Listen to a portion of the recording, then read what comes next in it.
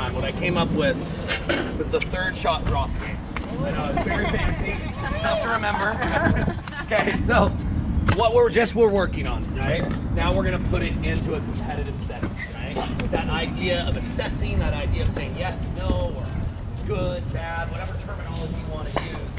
The idea is if you can be in sync with your partner, and if you can get up that much quicker, or be that much more decisive when you know it's bad, you'll win a lot more points on defense because you'll extend the play and eventually your opponent might miss.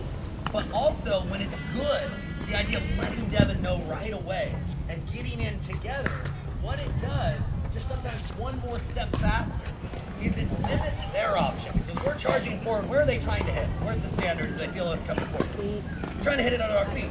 Well, every step closer that we are, what blocks them from finding our feet as easily? The net. The further back we are, they can play it safer, higher above the net and still find our feet. But if they feel us closing in, you might earn a lot of mistakes just by where you and your partner are standing when they hit the shot. The more I study this game, the idea or the concept of forward pressure, the moment you know it's good, it makes a huge difference in what your opponent can do to you. It's a really, really big deal. Visual pressure, Kyle. Visual pressure, you gotta do it. Okay, so I know that for our advanced players, we can do this without doing it off of a self-feed, but the game works better and just as well when we control the feed. We're not professional feeders out here. Remember, the focus of this is not just hitting the drop, but it's how to get forward and how to communicate with your partner. So, just like normal scoring, and coaching might have to help get everybody going with the scoring a little bit here. I'm gonna call out the score 0-0, first dropper, or I can say 0-0-1. Just like normal scoring, I'm not gonna serve.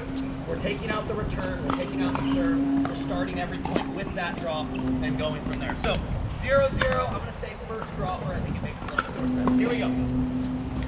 Yes.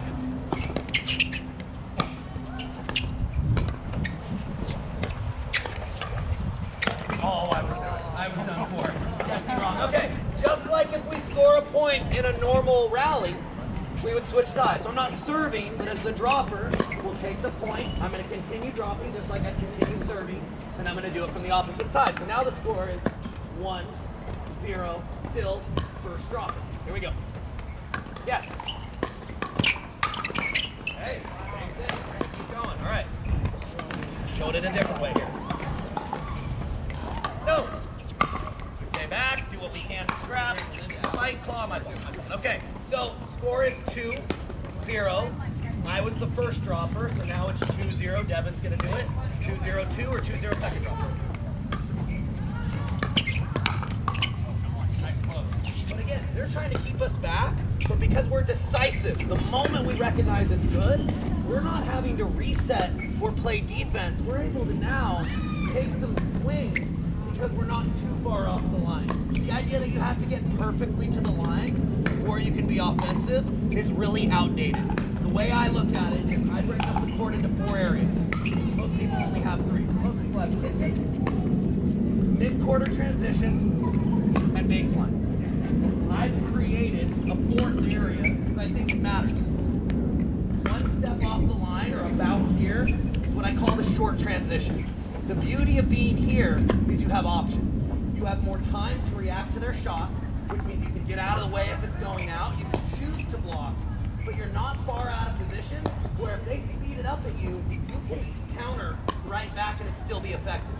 If you counter too often from here, even if you hit it well, you're so far out of position that it often isn't very effective. So once we get into this short transition zone, we can use any of the options. We do not have to perfectly make it to the kitchen line before we can punch back. Okay, Devin, let's have you go ahead. 3-0-2. Go ahead and miss this one. Okay, so they finally earned their side out. So That breaks my heart. now the score is. Okay, tell me what the score is from their perspective. 0-3-1 or 0-3 first dropper. Here we go. Okay. 0-3-2. Lunchtime ball.